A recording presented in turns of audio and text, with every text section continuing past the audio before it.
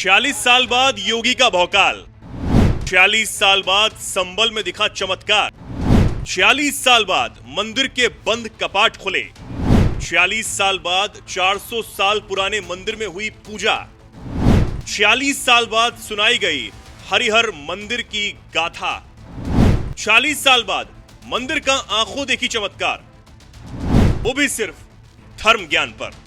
पिछले 24 घंटे से या पिछले 48 घंटे से जो तस्वीरें जिस मंदिर की आप देख रहे हैं संभल के, जो 46 साल बाद खुला, 400 साल पुराना जो मंदिर था, जिस पर अतिक्रमण कर लिया गया, जिसके कूप के ऊपर सीढ़ियां बना दी गई, जिस मंदिर का एक गेट भी टूटा हुआ था, जिसका रखवाली कोई नहीं था, प्रशासन के द्वारा उसे खोला गया, साफ किया गया, उसी मंदिर में इस वक्त मैं बैठा हूं। उसी मंदिर को आप देख सकते हैं पूरी तरीके से क्या हालत इस मंदिर की है। और 46 साल बाद एक मंदिर अगर बंद रहता है, उसके बावजूद भी अगर इस हालत में है तो बहुत अच्छी है। क्या कुछ किस किस की प्रतिमाएं हैं, मेरे सहयोगी कुलदीप पांडे जरा आपको समझाएंगे विस्तार से। अभिषेक, आपने देखा होगा ये मंदिर जब से खुला है, खुलने के बाद लोगों के अंदर एक उत्साह है। हमारे साथ खुद पुजारी हैं इस मंदिर के जो मौजूद हैं। आपको सबसे पहले मैं दिखाना चाहूँगा, यहाँ पर एक प्रतिमा है भगवान बजरंगबली की, जो कि हाथ में उनके गदा है, एक हाथ में पहाड़ ले रखा उन्होंने, और यहाँ पे लोगों ने पूजा अर्चना करके इनका श्रृंगार हुआ है, चोला चढ़ाया गया है भगवान को। और उसके बाद यहाँ पे लगातार लोगों का तांता लगा हुआ है, जिस तरीके से लोग आके पूजा अर्चना कर रहे हैं। और मैं आपको बताना चाहूँगा, यहीं उसी के साथ साथ भगवान शिव की यहाँ पे शिवलिंग का भी है, जिसपे आज जल अभिषेक हुआ है। यहाँ पर नंदी जी की प्रतिमा भी है, इसके साथ ही गणेश भगवान है, और जस्ट मेरे पीछे मैं आपको दिखाऊंगा माँ गौरा यहाँ पर विराजमान है। इस मंदिर में जिस तरीके से बताया जा रहा है कि 46 साल बाद इस मंदिर को खोला गया है पुलिस प्रशासन के द्वारा, तब भी इतनी अच्छी कंडीशन यहाँ पर भगवान की प्रतिमा की, थोड़ा बहुत क्षतिग्रस्त दिख रहा है मंदिर की, जिसकी हालत यह है, लेकिन प्रशासन इसको पूरी तरीके से मुस्तैद दिख रहा है। ऊपर एक घंटी है, जिसकी कल खुद यहाँ के डिप्टी एसपी इसको साफ करते हुए नजर आ रहे थे। पुलिस प्रशासन इसको पूरी तरीके से साफ करता हुआ नजर आ रहा था। और अब यहाँ पर लोगों का तांता लगा हुआ है, लोग आके पूजा अर्चना कर रहे हैं, यहाँ पर चढ़ावा चढ़ाया जा रहा है। और यहाँ पर हमारे साथ इस मंदिर के मुख्य पुजारी भी हैं, जो हमें इस मंदिर का इतिहास और यहाँ के इर्द गिर्द, क्योंकि ये पूरा मुस्लिम बहुल इलाका है, यहाँ पर मुस्लिम बहुल इलाका होने के कारण यहाँ पर लोगों की आस्था हिंदुओं की किस तरह से रही है, हिंदू यहाँ से कैसे पलायन करके गया, क्या हुआ, पूरी जानकारी मेरे सहयोगी अभिषेक, हमारे कैमरा पर्सन, हम लोग दिल्ली से यहाँ से आए हुए हैं इस कवरेज को करने के लिए, जो कि लगातार एक सुर्खियां बनी हुई हैं कि आखिरकार एनएमएफ न्यूज़ के दर्शकों को इसकी सच्चाई पता चले। एनएमएफ की टीम ये लगातार हम इस मुहिम पे काम कर रहे हैं, और लगातार हम आपको दिखाने की कोशिश कर रहे हैं कि जो मंदिर यहाँ पर सनातन का जो बिगुल बचाया है योगी सरकार में, जिस मंदिर को खुलवाया गया है, यहाँ पर प्रशासन लगातार बुलडोजर का काम बाहर जारी है, अतिक्रमण जारी है, उसके पीछे का रहस्य, उसके पीछे का राज क्या है, वहां के मुख्य पुजारी इस वक्त हमारे साथ इसी प्रांगण के अंदर मौजूद हैं। और एनएमएफ की टीम ये एक्सक्लूसिव तस्वीरें आपको इस प्रांगण के अंदर दिखा रही है। मेरे सहयोगी अभिषेक अब पंडित से बात करेंगे, पंडित जी से बात करेंगे कि आखिरकार यहाँ का पूरी जानकारी क्या है। पंडित जी, क्या नाम है आपका? हमारा नाम शशिकांत शुक्ल है। यहीं के रहने वाले हैं? हाँ जी, प्रॉपर संभल कोट पूर्वी के रहने वाले हैं। मंदिर का एक चीज बताइएगा, इस संभल का क्या इतिहास? देखिएगा, संभल का ये इतिहास है, ये देवनगरी है, और वर्तमान में ही भगवान श्री कल्की जी का जन्म होना है। और भगवान श्री कल्की जी का जन्म जो है वो संभल में ही होना है। और यहाँ अहिल्याबाई जी आई थी, उन्होंने भी जब सुना कि संभल में श्री कल्की भगवान का जन्म होना है, तो उनकी श्रद्धा भाव और जागृत हुई। उन्होंने श्री कल्की जी का मंदिर बनवाया, वो आज जो है रानी वाला मंदिर से विख्यात है। और ये जो जिस मंदिर में हम बैठे हैं, ये पहले रस्तोगी मोहल्ला होता था, रस्तोगी कॉलोनी होती थी। यहाँ बहुत से हिंदू, सहस्त्र माने हजारों हिंदू यहाँ परिवार रहते थे, और पूजा अर्चना इस मंदिर में चलती थी। ये 68 तीर्थों में से एक तीर्थ है। इसका नाम शंबलेश्वर महादेव मंदिर है। यहाँ पर 19 कूपों में से एक अमृत कूप भी है, जो इसको ढक दिया गया, उसके ऊपर सीढ़ी बना दिया गई थी। और इस मंदिर को भी पूरा दीवार से कवर कर दिया गया था। और यहाँ पर जो है कहा जाए कि हिंदू अल्पसंख्यक है, तो किसी ने कोई आवाज़ उठाने की हिम्मत नहीं करी। अब माननीय श्री योगी जी, उनको मैं चरण स्पर्श करता हूँ, उनका आभार व्यक्त करता हूँ। श्री हमारे महाराज जी योगी जी, उनको भी चरण स्पर्श करता हूँ, उनका बहुत बहुत आभार, साधुवाद। उन्होंने जो है प्रशासन के द्वारा इस मंदिर को खुलवाया, इस मंदिर की साफ सफाई करी, और हमारे पुरखे जो दादा परदादा थे वो इस मंदिर में पुजारी रहे, उन्होंने पूजा पाठ करते रहे। हमारे परिवार का ही वंशज इसका पुजारी होना ही नियुक्त था और वो सर्वदा यहाँ पर पूजा पाठ और जो अनुष्ठान होते थे सब कराते थे। ये जो मंदिर है यहाँ पर पूजा करने से और अमृत कूप का जल पीने से जिन बच्चों का विवाह देर से होता था या लंबी आयु में होता था तो इस मंदिर का प्रसाद ग्रहण करने से उनका विवाह शीघ्र हो जाता था। इस मंदिर का उत्तम फल है और अमृत कूप का जल पीने से या इसके स्नान करने से कभी अकाल मृत्यु नहीं होती थी। इसका ये विशेष फल अमृत कूप का रहा है। यहाँ 68 तीर्थ हैं, 19 अमृत कूप हैं और 84 कोसी यहाँ परिक्रमा है और सर्वदा भक्ति यहाँ नित्य करती है। और यहाँ प्राचीन 3 जो है त्रिकोण आकृति पे पूरा संबल हमारा विराजमान है।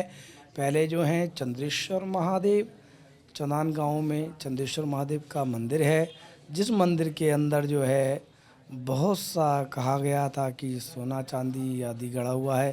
तो उन्हें भी कुछ लोगों ने खोद के देखा लेकिन उनको कुछ प्राप्त नहीं हो पाया।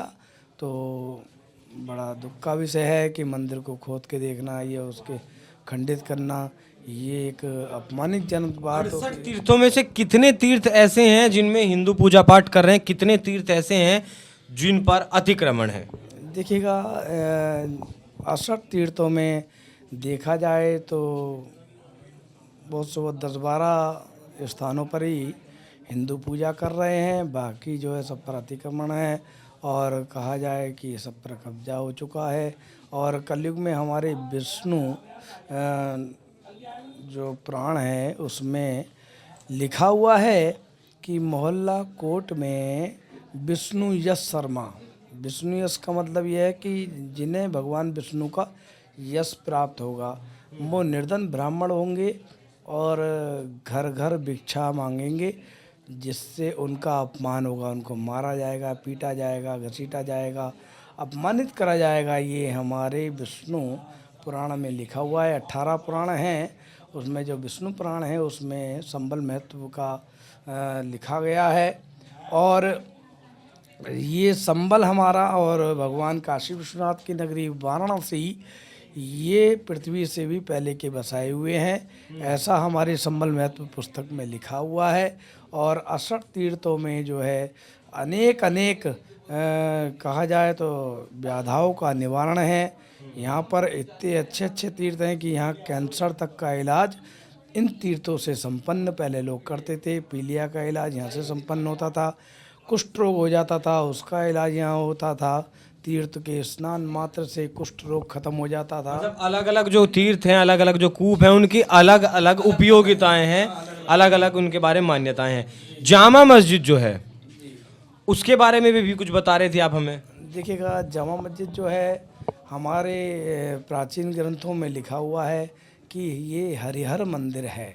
हरिहर मंदिर का मतलब यह है कि इसमें जो मूर्ति थी वो एक अगर आप दृश्य से देखेंगे तो नारायण की दिखती थी, एक दृश्य से भोलेनाथ की दिखती थी, इसलिए इसका नाम हरिहर मंदिर पड़ा। और यहाँ श्री पृथ्वीराज चौहान जी पूजा करते थे। कोट जो है वो उनकी कोट थी और ठहर एक जगह यहाँ ठहर है तो महायात्री ठहरते थे। और ये संबल जो है पृथ्वीराज चौहान की राजधानी है और उसमें से गुफा जो है वो दिल्ली तक जाती है।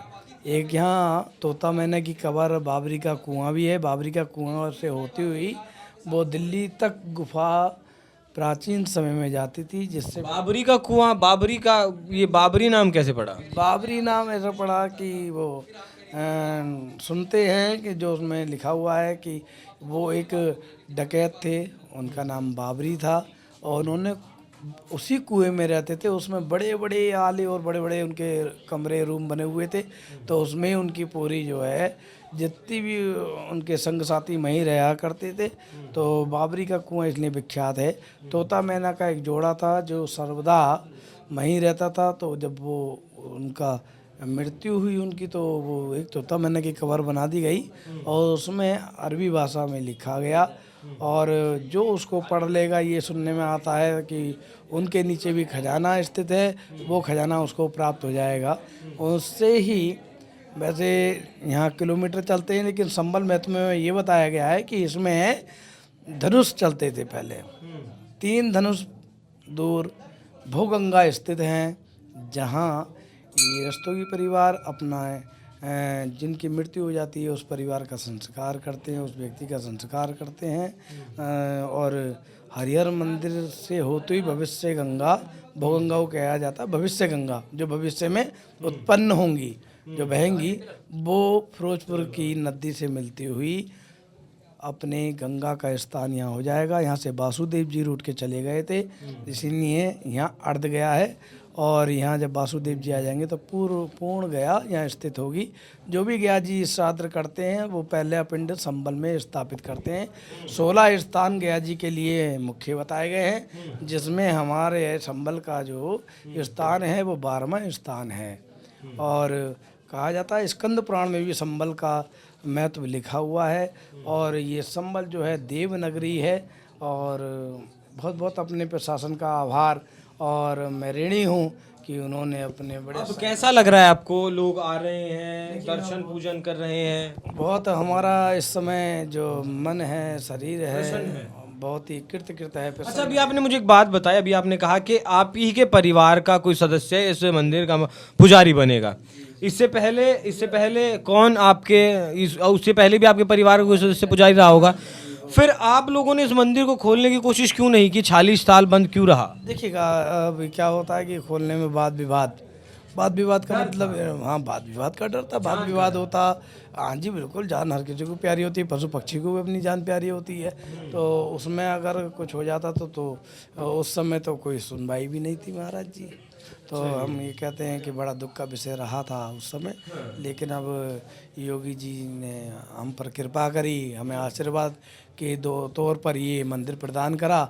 हम उनका सम्मान करते हैं, बड़े बड़े उनका आभार करते हैं, साधुवाद करते हैं कि उनकी कृपा हम पर सदा ऐसी बनी रहे। और कहा ये जाता है कि ये जो है योगी जी, मोदी जी एक भगवान का ही अवतार है। हम तो यही मानते हैं। देखिए, सबकी अपनी अपनी अलग अलग श्रद्धा है, सबका अपना अलग मानना है। तो यही वो मंदिर है जो तस्वीर आपने सबसे शुरुआत में जो तस्वीर आई थी, जैसा मेरे सहयोगी कुलदीप ने भी बताया कि डीएसपी साहब ने खुद अपने हाथों से, या फिर जो एक और उनके साथ सहकर्मी थे, उन लोगों ने खुद अपने हाथ से ये मंदिर धोया, शिवलिंग धोया। ये जो मूर्ति थी वो बहुत खराब अवस्था में थी, जिससे कहें कि ये चोला जो भगवान को पहनाया गया है, चंदन का जो चोला पहनाया गया है, ये तक नहीं था। बाकी पूरी कहानी इस मंदिर की, कार्तिकेय का मंदिर इसे कहा जाता है, और इसका नाम भी पुजारी जी ने आपको बताया है। और बाकी जो भी कुछ पूरा इतिहास है वो पुजारी जी ने आपको समझाया ही है। पूरा ये इतिहास इस मंदिर का कैसा लगा आपको कमेंट कर जरूर बताइएगा। नमस्कार।